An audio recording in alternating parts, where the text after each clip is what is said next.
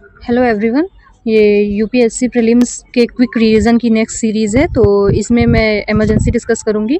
तो इमरजेंसी में देख लेते हैं। इमरजेंसी 3 टाइप्स की होती है: नेशनल इमरजेंसी, स्टेट इमरजेंसी जिसे प्रेसिडेंट रूल भी कहते हैं, और फाइनेंशियल इमरजेंसी।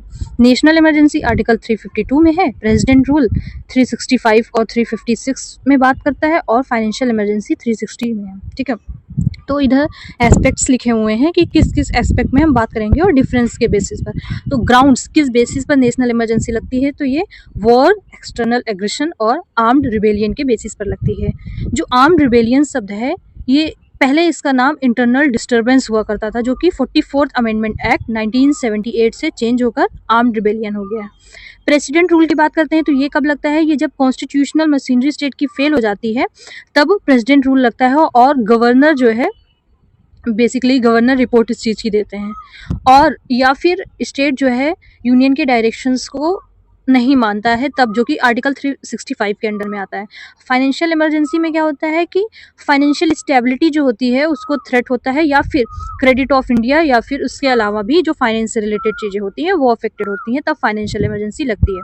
कौन प्रोक्लेम करता है, तो नेशनल इमरजेंसी को प्रेसिडेंट प्रोक्लेम करते हैं, जो कि कैबिनेट की रिकमेंडेशन से होती है, रिटर्न होती है। ये 44th अमेंडमेंट से आया। प्रेसिडेंट रूल भी प्रेसिडेंट प्रोक्लेम करते हैं, और फाइनेंशियल इमरजेंसी भी। कितनी बार नेशनल इमरजेंसी अभी तक लगी है, तो वो 3 बार लगी है। एक 1962 में लगी थी, दूसरी 1968 में एक्सटर्नल अग्रेशन चाइना वॉर के टाइम पर, फिर उसके बाद 1977 में लगी 71 से 77 तक, उसके बाद जो है 1975 में इंटरनल डिस्टर्बेंस की वजह से लगी थी, जिसका नाम अभी आर्म्ड रिबेलियन हो गया, 44th अमेंडमेंट से चेंज हो गया है।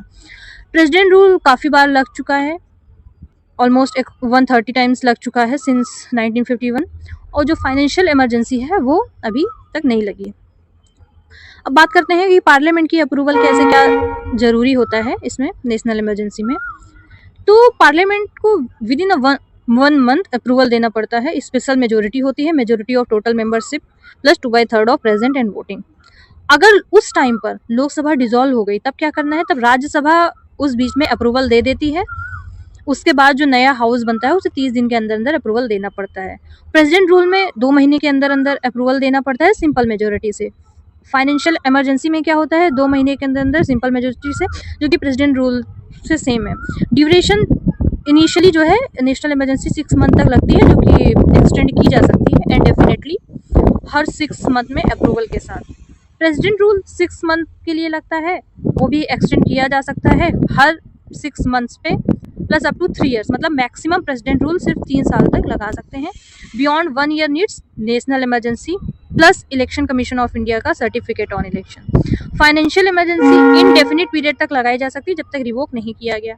अब रिवोकेशन कैसे होता है, प्रेसिडेंट के द्वारा होता है नेशनल इमरजेंसी का रिवोकेशन। यहाँ पर लोकसभा के अप्रूवल की जरूरत नहीं होती है, लोकसभा सिर्फ रिजोल्यूशन पास करता है सिंपल मेजोरिटी से 1/10 मेंबर्स नोटिस। स्पेशल सिटिंग होती है within 14 days. President rule president revoke करते हैं, पार्लियामेंट की अप्रूवल की जरूरत नहीं होती है। फाइनेंशियल इमरजेंसी में प्रेसिडेंट रिवोकेट करते हैं, यहाँ पर भी जैसे प्रेसिडेंट रूल में होता है वैसे यहाँ पर भी अप्रूवल की जरूरत नहीं पड़ती। जुडिशियल रिव्यू की बात करें तो नेशनल इमरजेंसी में हाँ जुडिशियल रिव्यू एप्लीकेबल है। Minerva mills case 1980 and 34th amendment, जो इम्यूनिटी मिली थी वो रिमूव की है 44th अमेंडमेंट से। ठीक है, प्रेसिडेंट रूल हाँ SR बोमई केस की बात करता है। लिमिटेड रिव्यू प्रेसिडेंट सेटिस्फैक्शन, ये 38 अमेंडमेंट से आएगी कि सिर्फ प्रेसिडेंट का सेटिस्फैक्शन इस चीज़ में फाइनल नहीं होता है कि प्रेसिडेंट रूल लगाना है। फाइनेंशियल इमरजेंसी में भी हाँ जुडिशियल रिव्यू हो सकता है। 44th अमेंडमेंट बात करता है इसकी।